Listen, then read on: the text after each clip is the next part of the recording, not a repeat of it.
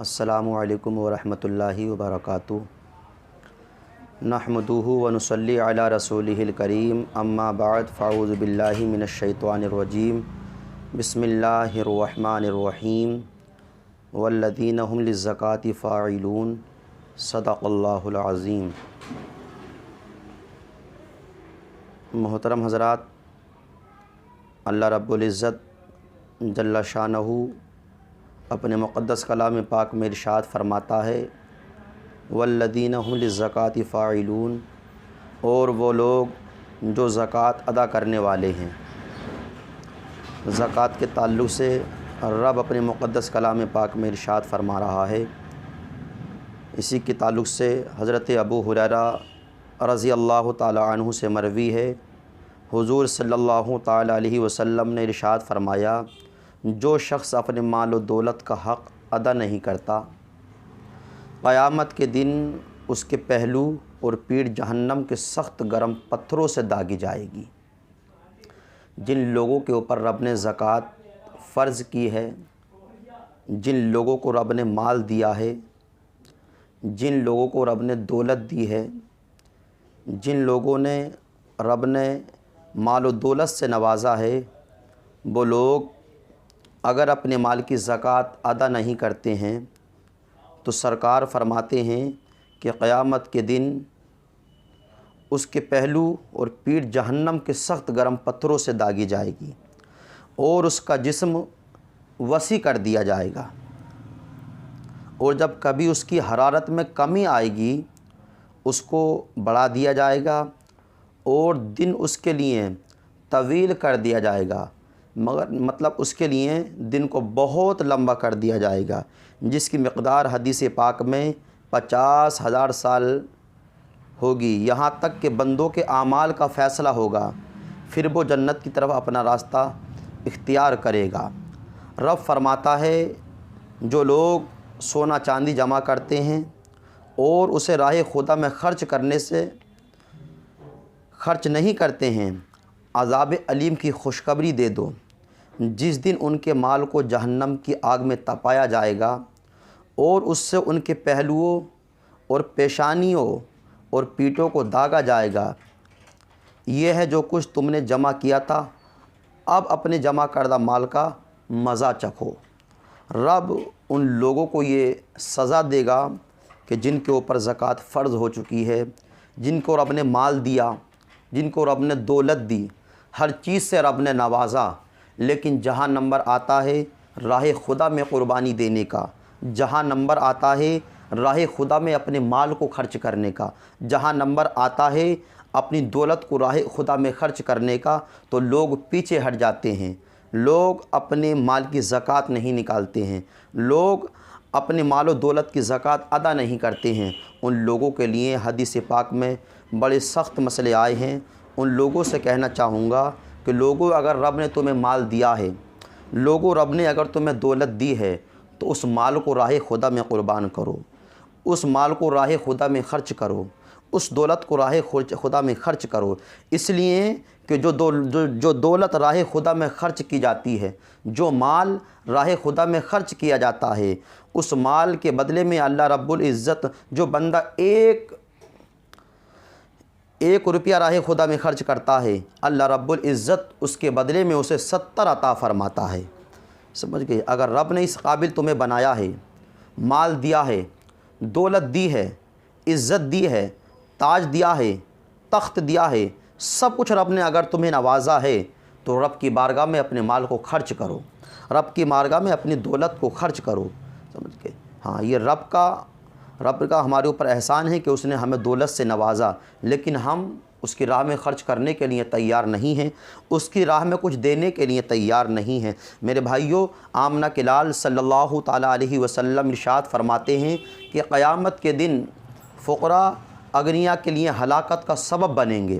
جب وہ اللہ تعالیٰ کی بارگاہ میں عرض کریں گے کہ اے مولا، انہوں نے ہمارے حقوق غصب کر کے ہم پر ظلم کیا تھا، مالداروں نے ہمارے حقوق کو غصب کیا تھا، مالداروں نے ہمارے حق کو مارا تھا، رب فرمائے گا، مجھے اپنی عزت و جلال کی قسم، آج میں تمہیں اپنے جوار رحمت میں جگہ عطا کروں گا۔ سبحان اللہ۔ انہیں اپنی رحمت سے دور کر دوں گا۔ پھر آپ نے یہ آیت پڑھی والذین فی اموالہم حق معلوم للسائل والمحروم، اغنیا کے مال میں سائل اور فقیر کا ایک معین حق ہے۔ سمجھ گئے؟ رب نے اگر تمہیں دولت سے نوازا ہے میرے بھائی تو رب کی بارگاہ میں خرچ کرو، یتیموں میں اپنی دولت کو خرچ کرو، بیواؤں میں اپنی دولت کو خرچ کرو، فقراء میں اپنی دولت کو خرچ کرو، مساکین میں جا کے اپنی دولت کو خرچ کرو، اپنی دولت کو راہ خدا میں جتنا لٹانا ہے اتنا لٹاؤ۔ اور جب تم راہ خدا میں اپنی دولت کو لٹاؤ گے، راہ خدا میں اپنی دولت کو خرچ کرو گے تو قسم خدا کی رب تمہاری دولت میں برکتیں عطا فرمائے گا، بے شمار برکتیں عطا فرمائے گا۔ رب تمہیں اتنا عطا فرمائے گا، اتنا عطا فرمائے گا کہ تم سے سنبھالا نہیں جائے گا۔ میرے بھائی اگر رب نے تمہیں اس قابل بنایا ہے تو اپنے مال کی زکوٰۃ دو یار، اپنی دولت کی زکوٰۃ دو، اپنے مال کی زکوٰۃ دو۔ اگر تم اس قابل ہو کہ زکوٰۃ ادا کر سکتے ہو تو زکوٰۃ دو۔ آئیے آمنہ کے لال صلی اللہ تعالیٰ علیہ وسلم ارشاد فرماتے ہیں، معراج کا سفر ہے، حضرت جبرائیل علیہ السلام سرکار کے ساتھ میں ہیں۔ آمنہ کے لال نے ایک منظر دیکھا اور منظر یہ تھا، ایک ایسی قوم تھی جس پر جہنمیوں نے آگے پیچھے چتر لگائے ہوئے تھے اور جہنم کا تھوہر ایلوا اور بدبودار گھاس جانوروں کی طرح کھا رہے تھے۔ میں نے پوچھا جبرائیل یہ کون ہیں؟ آمنہ کے لال عرض کرتے ہیں جبرائیل، آمنہ کے لال ارشاد فرماتے ہیں جبرائیل یہ کون لوگ ہیں؟ تو جبرائیل عرض کرتے ہیں حضور یہ وہ لوگ ہیں جو اپنے مال کا صدقہ زکوٰۃ نہیں دیتے تھے، اللہ تعالیٰ نے انہیں بلکہ نہیں خود ہی اپنے آپ پر ظلم کیا ہے۔ اللہ تعالیٰ نے ان لوگوں کو ظلم نہیں کیا بلکہ خود ہی ان لوگوں نے اپنی جان پر ظلم کیا ہے، اپنے مال کی زکوٰۃ نہ نکال کر، اپنی دولت کی زکوٰۃ نہ نکال کر۔ سمجھ گئے؟ بڑے سخت حدیث پاک میں ان لوگوں کے لیے مرحلے آئے ہیں کہ جن لوگوں کے اوپر زکوٰۃ فرض ہو چکی ہے اور جو لوگ زکوٰۃ ادا نہیں کرتے۔ آج کتنے لوگ ایسے ہیں کہ رب نے دولت سے نوازا ہے، رب نے سب کچھ دیا ہے، لیکن جہاں نمبر آتا ہے زکوٰۃ کا تو وہ لوگ پیچھے ہٹ جاتے ہیں۔ اگر ان کے در پہ کسی کو بھیجا جائے یا کوئی ان کے در پہ جائے اور ان سے کہا جاتا ہے کہ یار راہ خدا میں قربان کرو، راہ خدا میں اپنے مال کی زکوٰۃ دو، اپنی دولت کو راہ خدا میں خرچ کرو، تو وہ لوگ پیچھے ہٹ جاتے ہیں، وہ لوگ زکوٰۃ کے نام سے پیچھے ہٹ جاتے ہیں۔ ایسے مال سے کیا فائدہ یار کہ جس کی زکوٰۃ ادا نہ ہو سکے؟ ایسے مال کا کیا فائدہ جو خدا کی راہ میں خرچ نہ ہو سکے؟ میرے بھائی اپنے مال کی زکوٰۃ دو، اپنے مال کی زکوٰۃ دو، اپنی دولت کی زکوٰۃ دو۔ رب نے تمہیں سونا دیا ہے، رب نے تمہیں چاندی دیا ہے، اس کی زکوٰۃ دو۔ رب نے تمہیں بینک بیلنس دیا ہے، سب کچھ دیا ہے تمہیں، تو رب کی بارگاہ میں اس مال کی زکوٰۃ دو۔ میرے بھائی جو لوگ زکوٰۃ نہیں دیتے ہیں، جو لوگ اپنی زکوٰۃ نہیں نکالتے ہیں، جو لوگ اپنے مال کی زکوٰۃ نہیں نکالتے ہیں، اللہ اکبر ان کے ساتھ میں کیا سخت معاملہ آتا ہے۔ ایک حکایت ہے آپ لوگوں کے سامنے رکھوں، تابعین رضی اللہ تعالی عنہ کی ایک جماعت حضرت ابی سنان رضی اللہ تعالی عنہ کی زیارت کے لیے آئی۔ جب ان لوگوں کو وہاں بیٹھے کچھ دیر ہو گئی تو جناب حضرت ابی سنان رضی اللہ تعالی عنہ نے کہا ہمارا ایک ہمسایہ فوت ہو گیا ہے، ہمارا ایک قریبی رشتہ دار فوت ہو گیا ہے، ہمارا پڑوسی کا انتقال ہو گیا ہے، چلو اس کی تعزیت کے لیے چلتے ہیں، چلو اس کے گھر پہ چلتے ہیں، چلو اس کے پاس چلتے ہیں۔ اللہ اکبر، تمام لوگ حضرت سنان کے ساتھ میں ہیں، اس کے بھائی کے پاس پہنچے، اور جب اس کے بھائی کے پاس پہنچے آپ کے ساتھی اور آپ کے جتنے بھی جو ملنے والے تھے وہ ساتھ میں چلے، اس کے پاس پہنچے، دیکھا کہ وہ بھائی اتنی زور سے چیخ رہا تھا، اتنی زور سے آبا و بکا کر رہا تھا کہ اس کی آنکھوں سے آنسو برس رہے تھے اور وہ رو رہا تھا۔ لوگوں نے کہا آخرکار تو کیوں رو رہا ہے؟ آخرکار رونے کی وجہ کیا ہے؟ آخرکار تو اس وجہ سے کیوں رو رہا ہے؟ آخرکار تو بھول گیا موت تو سب کو آنی ہے، دنیا سے سب کو جانا ہے، مرنا ہے، سب کو اس دنیا سے جانا ہے۔ تو اس شخص نے کہا یہ مجھے معلوم ہے کہ مرنا ہے، دنیا سے سب کو جانا ہے، لیکن آؤ سناؤ میں بتاتا ہوں میری رونے کی وجہ کیا ہے۔ رونے کی وجہ یہ ہے، وہ کہنے لگا یہ صحیح ہے مگر میں اپنے بھائی کے عذاب پر روتا ہوں، میں اس وجہ سے رو رہا ہوں کہ میرے بھائی کے اوپر عذاب کتنا سخت ہو رہا تھا۔ تو ہم نے پوچھا کہ اللہ تعالیٰ نے تمہیں غیب سے تمہارے بھائی کے عذاب کی خبر دی ہے؟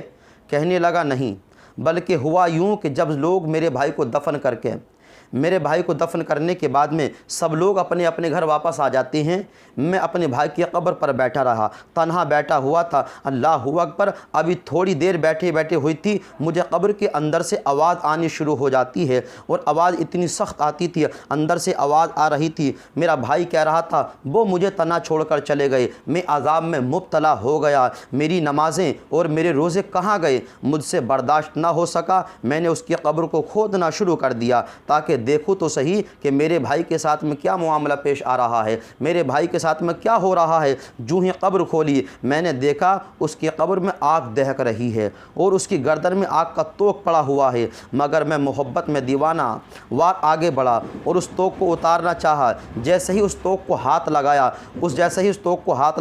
تو میرا ہاتھ جل جاتا ہے، میرا ہاتھ سیاہ پڑ چکا ہے۔ اللہ اکبر، ہم نے دیکھا واقعی اس کا ہاتھ بالکل سیاہ ہو چکا تھا۔ اس نے سلسلہ کلام جاری رکھتے ہوئے کہا، میں نے اس کی قبر پر مٹی ڈالی اور واپس لوٹ آیا، اگر اب میں نہ روؤں تو اور کون روئے گا؟